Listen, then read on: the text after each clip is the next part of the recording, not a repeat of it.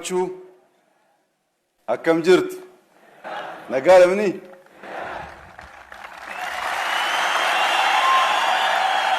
ክቡር አፈ ጉባኤ ታገሰ ጫፎ፣ ክቡር አፈ ጉባኤ አገኘው ተሻገር፣ ክቡር ምክትል ጠቅላይ ሚኒስትር ተመስገን ጥሩነህ፣ ክቡር አቶ አደንፋራህ የፓርቲያችን ምክትል ፕሬዝዳንት፣ የተከበራችሁ የሁሉም ክልል ርዕሳነ መስተዳድሮች፣ የሁለቱ ከተማ ከንቲቦች፣ ሚኒስትሮች፣ አባገዳዎች፣ ሀደስንቄዎች፣ የቢሾፍቱ ፍልቅልቅ ከተማ ነዋሪዎች ሁላችሁም ለዚህ ታላቅ ቀን በሰላም እንኳን አደረሰን፣ እንኳን አደረሳችሁ።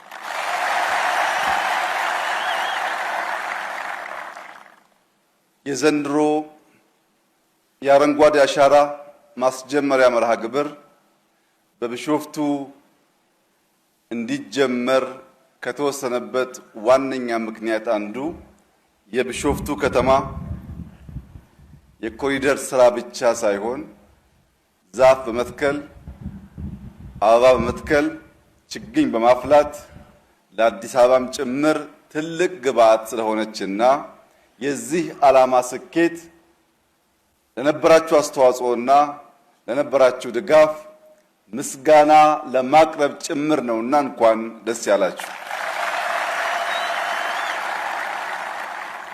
የአረንጓዴ አሻራ መርሃ ግብር በቀጥታ የኢትዮጵያን ሉዓላዊነት ከማረጋገጥ የኢትዮጵያን ብልጽግና ከማረጋገጥ ህልማችን ጋር የሚተሳሰር አንኳር ጉዳይ ነው።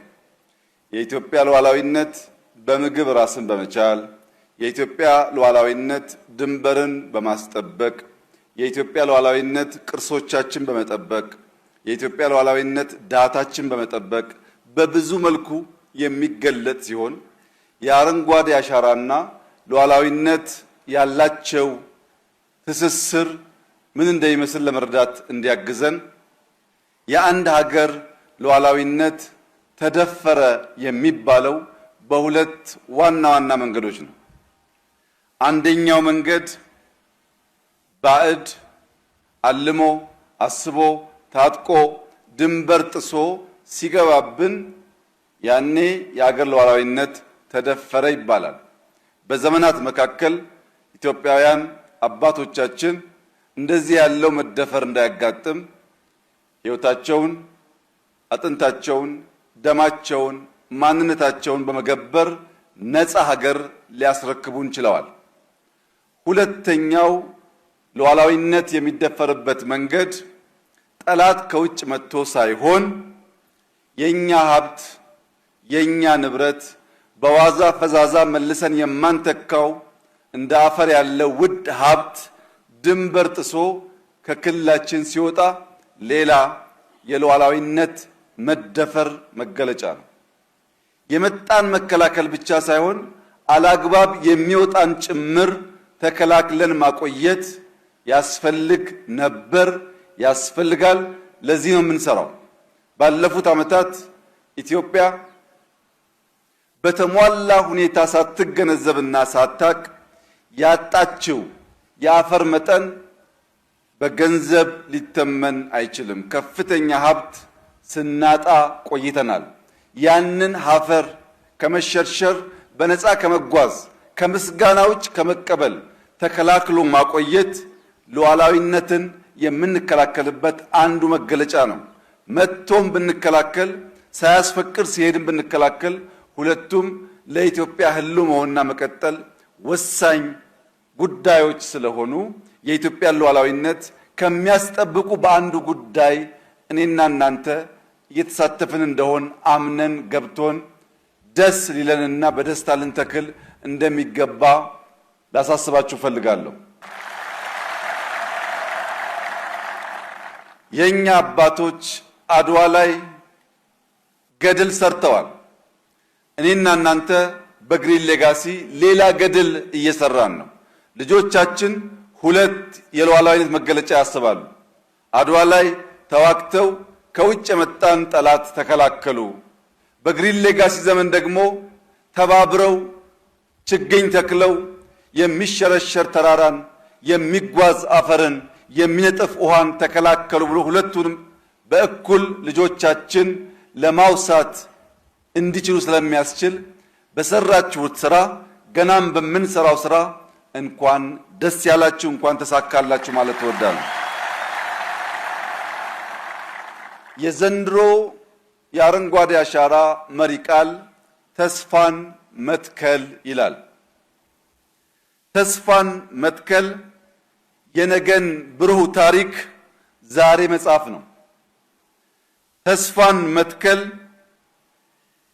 የተስፋችን ስሮች ወደ ታች ዘልቀው እንዲገቡ በማድረግ የብልጽግና ግንዶች ወደ ላይ እንዲያድጉ፣ የብልጽግና ቅርንጫፎች ወደ ጎን እንዲስፋፉ፣ የብልጽግና ፍሬዎች ከተከልነው ዛፍ የምንበላው የምንሸጠው ሀብት እንዲሆኑ የሚያስችል ነው። ለምን ተስፋን መትከል በተለየ መንገድ መረጣችሁ ያላችሁ እንደሆነ ተስፋ በጣም በርካታ ትርጓሜዎች አሉት። ለምሳሌ የቢሾፍቱ ከተማ ነዋሪዎች በሰባተኛው ሀገራዊ ምርጫ ሙሉ ቀን በፀሐይ በውርጭ ሳይታክቱ ተሰልፈው መርጠዋል። የመረጡት ግን የቢሾፍቱ ከንቲባ የኦሮሚያ ክልላዊ መንግስት በቂ ስራ ሰሩልን ብለው ሳይሆን ሊሰሩልን ይችላሉ ብሎ ተስፋ አድርገው ነው። ተስፋን ታጥቀው ተስፋን አድርገው ብንደግፍ አብረን ብንቆም የተሻለ ልማት ሊመጣ ይችላል ብለው ነው። በዚህ ምርጫ የምታሸንፉ ሰዎች አስምራችሁ ልትገነዘቡ የሚገባው ነገር የኢትዮጵያ ሕዝብ ተሰርቶለት ሳይሆን ተስፋ ሰንቆ ነው የመረጠው። ይህንን ተስፋ በተለያየ መንገድ ከዛሬው ኩነት ጋር አያይዞ ማየት ያስፈልጋል። ተስፋ አረንጓዴ መቀነት ነው። አረንጓዴ መቀነት ስለሆነ ሀገርን ያለብሳል። ቅድም እንዳያችሁት የገረጣን የነጣን ስፍራ በአረንጓዴ በለምለም ልብስ ያለብሳል። ተስፋ አረንጓዴ ጸዳል ነው፣ መንፈስ ያድሳል። እዚህ ቦታ የሚቀመጥ ማንም ሰው ይህንን ተራራ ይህንን ሐይቅ አይቶ ውስጡ ደስታ የማይሞላ ሐሴት የማይላበስና የመረጋጋት ስሜት በውስጡ የማያድርሰው አይኖርም። ተፈጥሮ እንደዚህ አይነት ጉልበት አለው። የተረበሸም ማንነት የማከም ጉልበት አለው። ይህ አረንጓዴ ጸዳል መንፈስ ያድሳል። አረንጓዴ ወርቅም ነው ተስፋ። አረንጓዴ ወርቅ ቢዋቡት ጌጥ ነው፣ ቢነግዱ ቢሸጡበት ደግሞ ሀብት ነው። ቡናን ተመልከቱ። ከ600 ሚሊዮን ዘንድሮ 3 ቢሊዮን ገደማ ኤክስፖርት እንደርሳለን። ስንረከብ 600 ሚሊዮን ነበር። ዛሬ 3 ቢሊዮን ደርሰናል። ይህ የአረንጓዴ አሻራ ውጤት ነው። ተስፋ አረንጓዴ ውርስ ነው። ትውልድ የሚኮራበት ብሩህ ነገ ዛሬ የሚሳልበት የሚጻፍበት ልጆቻችን ይህንን ባህል ይህንን ልምምድ ይዘው ያደጉ እንደሆነ የበለጸገ አረንጓዴ የለበሰ ከጓሮ ከማሳው የሚበላ የሚሸጥ የሚሸመትበት ሀገር ስለሚረከቡ እንደኛ በደህንነት በችግር በእርዳታ የሚታወቁ ሳይሆኑ በልተው ጠግበው ማገዝ የሚችሉ እንደሚሆን ምንም ጥርጥር የለውም። የአረንጓዴ አሻራ እንቅስቃሴያችን በጀመርነው መንገድ ተቀናጅተን ተደምረን በአንድ ልቦና መስራት መትከል እስካስቀጠል ድረስ ኢትዮጵያ የተረጅነት ታሪኳ ያ ክፉ ታሪክ እጥፋት ላይ ቆመን የእርዳታ የማገዝ ታሪኳ በእኔና በእናንተ ዘመን እንደሚጀመር ምንም ጥርጣሬ የለኝም። ዛሬ የቢሾፍቱ ኤርፖርት ያለበትን የሥራ ሁኔታ ከሥራ ኃላፊዎች ጋር ለማየት እድል አግኝተን ነበር። የቢሾፍቱ ከተማ ነዋሪዎች ይህንን ሥራ አልፎ አልፎ በእግርም ቢሆን እየሄዳችሁ ማየት አለባችሁ። ብዙ ሥራ፣ ብዙ ፕሮጀክት በተለያየ ሀገር ያየን ቢሆንም እኔና ጓደኞቼ ዛሬ የተግባባ ነው እስከዚህ ባለው እድሜያችን በቢሾፍቱ ኤርፖርት ደረጃ ማሽን የሚንቀሳቀስበት ከፍተኛ ሰው የሚንቀሳቀስበት ሥራ አይቻል አቅም አይተውም አያውቁም። እናንተም አይታችሁ አታውቁም።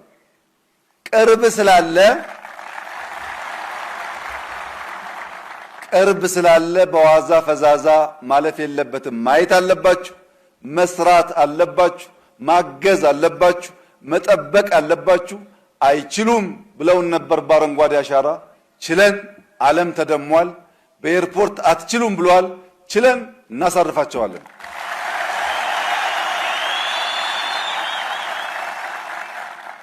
ለዚህ ሳይሰራለት በበቂ ሳይበላ በበቂ ሳይታገዝ አምኖ በተስፋ ለመረጠ ሕዝብ የሚቀጥለው ምርጫ ታላቁ ስጦታ የቢሾፍቱ ኤርፖርት የመጀመሪያውን ዙር መጨረስ ይሆናል።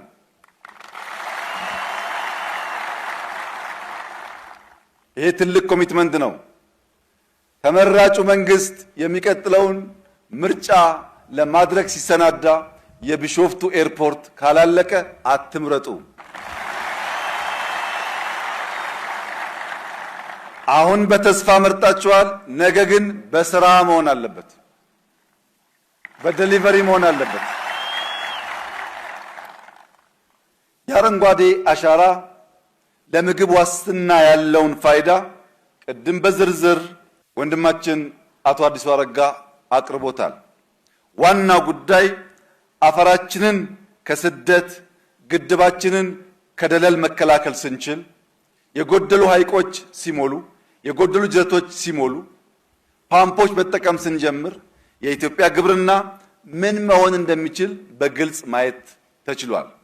ከዚያ በተጨማሪ በሄድንበት ዓለም ሁሉ የተለየ አቮካዶ ዝርያ፣ የብርቱካን ዝርያ፣ የሎሚ ዝርያ፣ የሮማን ዝርያ ባየንባቸው ቦታዎች ሁሉ መጠነኛ ዘር አምጥተን ኢትዮጵያ ውስጥ ከ10 በላይ አዳዲስ የፍሩት ችግኞች እያፈላን እየተከልን እንገኛለን።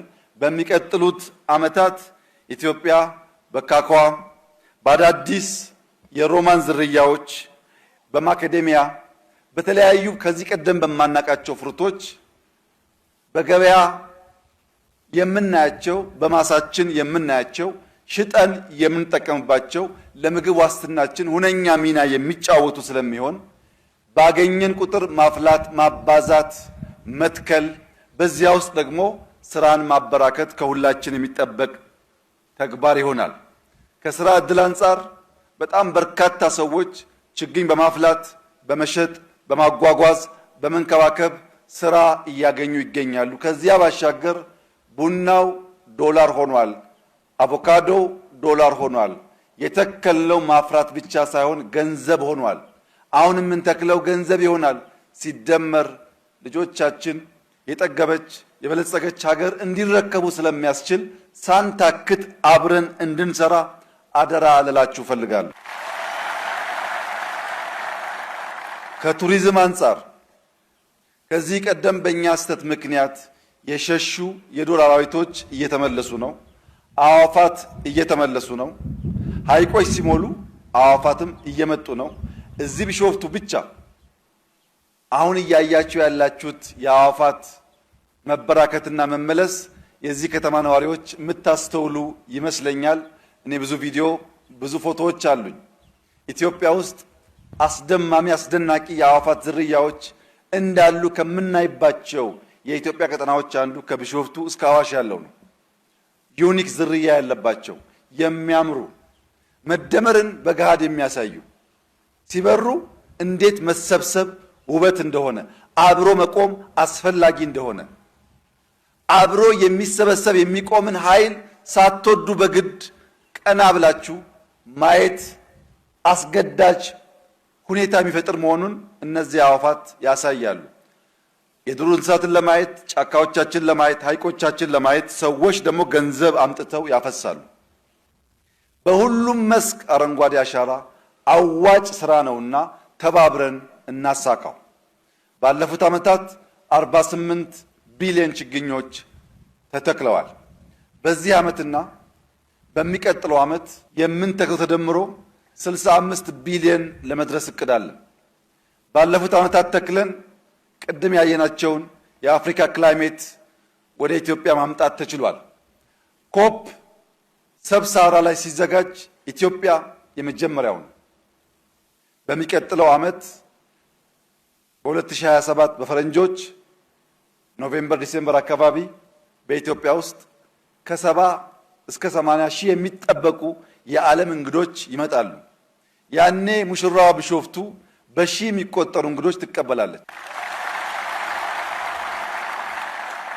ይህ ስራ ወደ ኢትዮጵያ የመጣበት ዋነኛው ምክንያት ችለን ዓለም ያልቻለውን ሰርተን ስላሳየን ነው።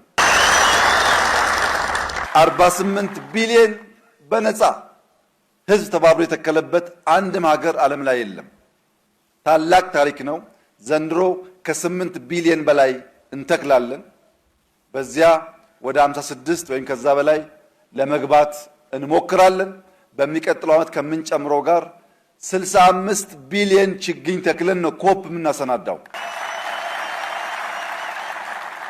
ኮፕ ኢትዮጵያ ሲዘጋጅ 65 ቢሊዮን ችግኝ መትከል የቻለች ሀገር የሚልን ዜና ለመላው ዓለም የምናበስርበት ጊዜ ይሆናል።